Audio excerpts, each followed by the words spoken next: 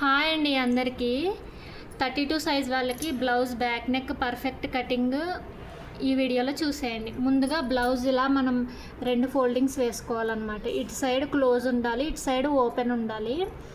అలాగే ఇక్కడ మనకి బార్డర్లా వస్తుంది కదా, ఇది మనకు అవసరం లేదు కాబట్టి ఇక్కడ ఒక లైన్ గీసుకోవాలి.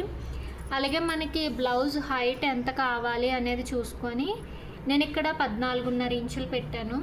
ఇక్కడ 14.5 ఇంచులు, అలాగే ఇక్కడ కూడా 14.5 ఇంచులు పెట్టుకొని ఇప్పుడు ఈ రెండు కలుపుతూ స్ట్రైట్గా ఒక లైన్ బాక్స్ లాగా డ్రా చేసుకోవాలి.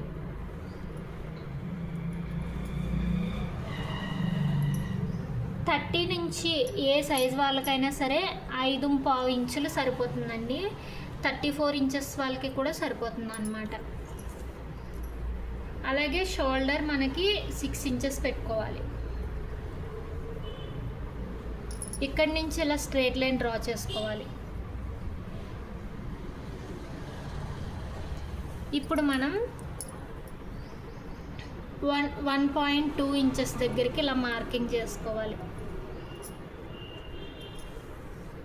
ఇప్పుడు రౌండ్గా డ్రా చేసుకోవాలి.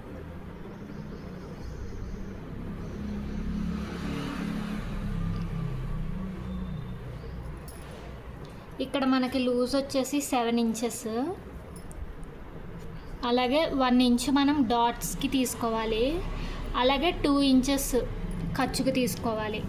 అలాగే ఇక్కడ చంక లూజ్ వచ్చేసి 9 ఇంచులు, అలాగే ఖర్చు కోసం 2 ఇంచులు మనకి కరెక్ట్గా సరిపోతుంది అన్నమాట. ఇప్పుడు ఈ రెండు కూడా కలుపుకుంటూ లైన్స్ డ్రా చేసుకోవాలి.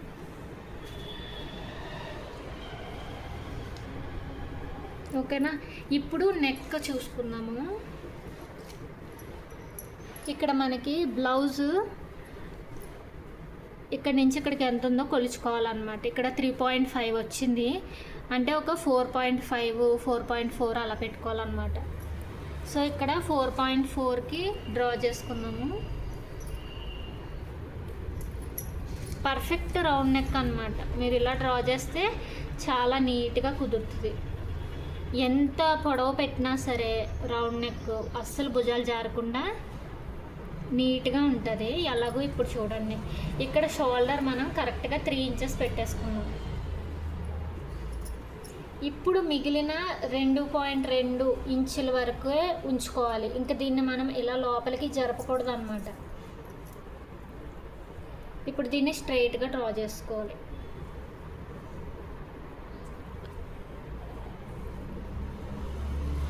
ఇప్పుడు మనం ఈ రెండిటికి ఒక 10.5 వచ్చింది కదా, ఈ రెండిటికి మధ్యలో ఒక డాట్ వేసుకోవాలి.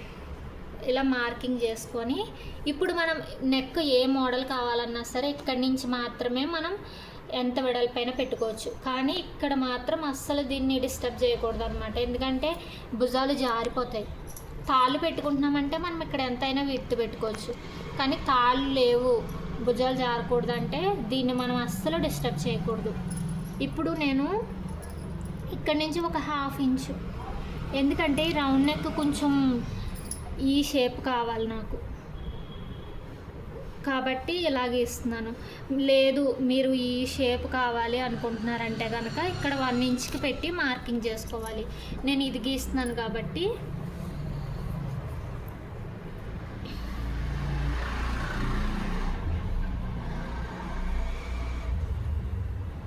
ఇలా ఇంతే అండి. ఇప్పుడు కటింగ్ చేసేసుకుందాం.